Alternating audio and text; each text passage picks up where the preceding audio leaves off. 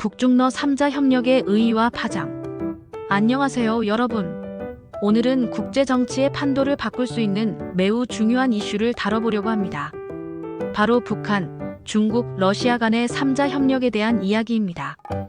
2024년 들어 이 세 나라의 관계가 급격히 강화되고 있는데요. 특히 러시아의 우크라이나 침공과 미중 패권 경쟁이라는 큰 틀 속에서 이들의 결속이 더욱 공고해지고 있습니다. 이런 변화가 한반도와 동북아시아, 나아가 전 세계에 어떤 영향을 미칠지 함께 분석해 보겠습니다. 1. 북중러 협력의 현재 상황. 북러 관계의 급진전. 먼저 가장 눈에 띄는 변화는 북한과 러시아의 관계입니다. 2024년 6월 김정은 국무위원장과 푸틴 대통령 간의 정상회담이 성사되었고, 우크라이나 전쟁이 장기화되면서 2023년 이후 러시아와 북한의 협력 관계가 급속도로 발전했습니다.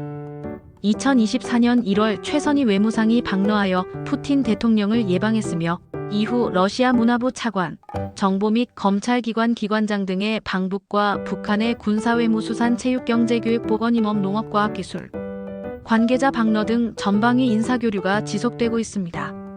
가장 주목할 점은 김정은이 2023년 9월 북러 정상회담에서 조로북러 관계를 우리 대외 정책에서 제1순으로 제1최중대시하겠다고 발언한 것입니다. 이는 전통적으로 1위였던 북중 관계에 변화가 생겼음을 시사합니다. 북한의 실질적 참전. 북한이 2022년 러시아의 우크라이나 침공으로 인해 확전된 러시아-우크라이나 전쟁에 러시아를 지원하고 있습니다. 북한군의 러시아 파병은 단순한 상징적 지원을 넘어서 실질적인 군사협력으로 발전하고 있습니다. 중국의 미묘한 입장. 흥미로운 점은 중국의 입장입니다.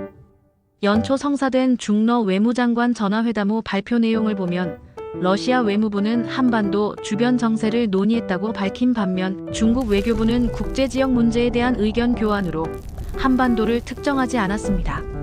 중국이 북러 밀착 상황에서 러시아와 한반도 문제 논의를 공개할 경우 북중러 삼각 협력으로 비치는 것을 우려했을 수 있습니다. 2.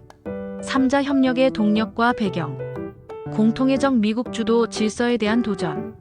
북한을 중심으로 하는 북중-러 삼각관계의 결속은 미중 전략 경쟁, 러시아의 우크라이나 침공으로 인해 촉발된 민주주의, 권위주의의 가치 전쟁 구도, 그리고 한미동맹 견제라는 3자 간의 공통된 이해를 종합적으로 반영하는 것입니다.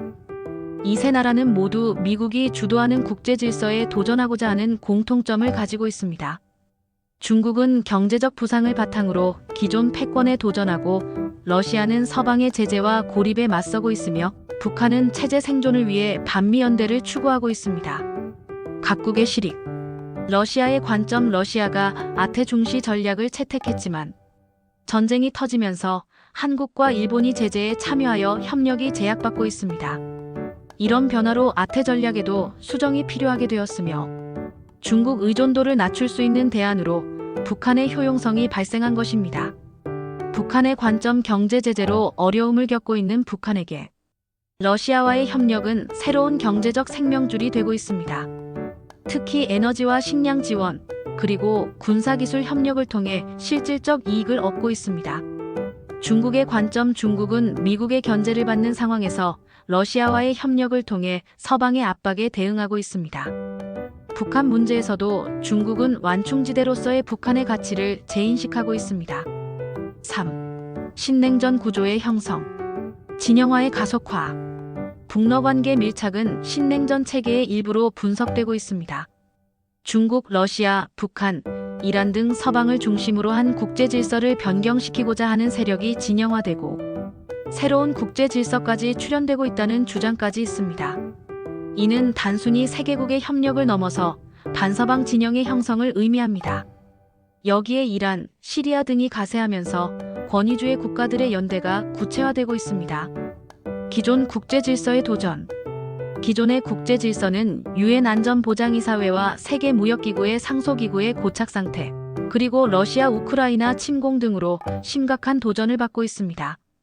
북중러 3자 협력은 이런 혼란을 더욱 가중시키는 요인으로 작용하고 있습니다.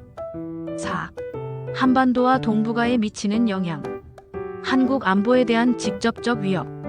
이들의 협력 강화는 한국에게는 직접적인 안보 위협입니다.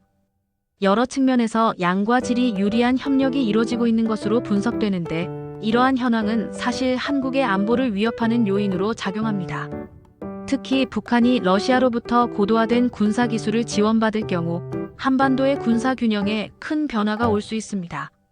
또한 중국과 러시아가 북한을 더욱 적극적으로 보호할 경우 대북 제재의 효과도 크게 약화될 것입니다. 육자회담 체제의 사실상 붕괴. 현재의 추세대로라면 북한이 7차 핵실험과 같은 도발을 하더라도 중국과 러시아가 북한에 대한 제재 등 평양에 압력을 가하는 움직임에 동참할 가능성은 낮습니다. 이는 북핵 문제 해결을 위한 다자 협력 체제가 사실상 작동하지 않음을 의미합니다. 한반도 비핵화를 위한 국제적 공조가 더욱 어려워진 것입니다. 5. 글로벌 파장과 전망. 우크라이나 전쟁의 장기화. 북한의 러시아 지원은 우크라이나 전쟁을 장기화시키는 요인으로 작용하고 있습니다. 이는 유럽과 아시아의 안보가 연결되어 있음을 보여주는 사례입니다. 국제 비확산 체제의 위기. 중국과 러시아 역시 자국이 가진 국제적 위상으로 인해 국제 비확산 체제의 훼손을 불러왔다는 비난을 감수하기는 쉽지 않을 것이지만 현실적으로 북한의 핵미사일 개발에 대한 국제적 견제가 약화되고 있습니다. 미국과 동맹국들의 대응. 이에 대응해 미국은 한미일 3자 협력을 강화하고 있으며 나토와 아시아 동맹국들 간의 연계도 확대하고 있습니다. 이는 글로벌 차원에서 진영 대결 구조를 더욱 심화시키고 있습니다. 6. 한국의 대응 방안. 한미동맹 강화. 북중러 3자 협력에 대응하기 위해서는 무엇보다 한미동맹의 확고한 결속이 중요합니다. 확장 억제의 신뢰성을 높이고 한미일 3자 협력을 더욱 공고히 해야 합니다. 중국과의 관계 관리. 중국이 북중러 3자 협력에서 가장 신중한 입장을 보이고 있다는 점을 고려해야 합니다. 중국의 완전한 북한 편승을 막기 위한 외교적 노력이 필요합니다. 국제사회와의 공조 강화. 유럽 국가들과의 협력을 확대하고 아세안 등 중견 국가들과의 연대를 통해 북중러 3자 협력을 견제해야 합니다. 결론. 북중러 3자 협력의 강화는 단순한 지역 안보 이슈를 넘어서 글로벌 질서의 변화를 상징하는 현상입니다. 이는 냉전 종료 이후 형성된 미국 중심의 단극 체제가 본격적으로 도전받고 있음을 의미합니다. 북한의 대외 정책이 러시아 일변도로만 진행된 것은 아니었는데 북한은 2024년 중 중국과도 고위급 접촉을 유지했고 베트남, 라오스, 이란 등 전통적 친선 관계에 있는 국가들과의 대외 협력에도 공을 들였습니다. 이는 북한이 다변화된 외교를 통해 대안적 국제질서 구축에 적극 참여하고 있음을 보여줍니다. 한국으로서는 이런 변화에 능동적으로 대응하면서도 대화와 협력의 가능성을 열어두는 균형 잡힌 접근이 필요합니다. 진영 대결이 심화되더라도 한반도의 평화와 안정을 위한 외교적 노력을 포기해서는 안 될 것입니다. 여러분은 북중러 3자 협력에 대해 어떻게 생각하시나요? 댓글로 의견을 나눠주세요. 구독과 좋아요도 잊지 마시고요.